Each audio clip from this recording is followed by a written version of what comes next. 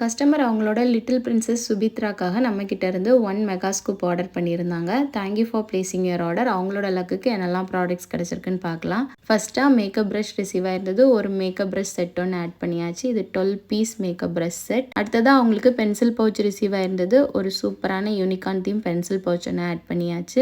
அடுத்ததாக அவங்களுக்கு water bottle receive ஆயிருந்தது. ஒரு டெடி பியர் வாட்டர் பாட்டில் ஒன்று ஆட் பண்ணியிருக்கோம் பிங்க் கலரில்.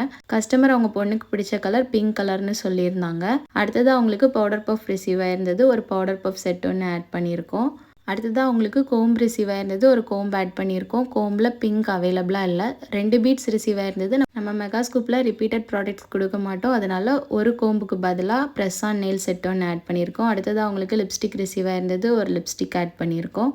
அடுத்ததாக அவங்களுக்கு கீ செயின் ரிசீவ் ஆயிருந்தது. கீ செயினுக்கு பதிலாக ஒரு ஃபேஸ் சேஞ்சிங் டாய் ஒன்று ஆட் பண்ணியிருக்கோம். அடுத்ததாக அவங்களுக்கு சர்ப்ரைஸ் கிஃப்ட் அண்ட் லிஸ்ட்டில் இல்லாத பீடெல்லாம் ரிசீவ் ஆயிருந்தது. ஸோ அதுக்காக ஒரு வாட்டர் பவுச், ஒரு லிப் கிளாஸ், ஒரு டின் பர்ஸ் எல்லாமே ஆட் பண்ணியிருக்கோம்.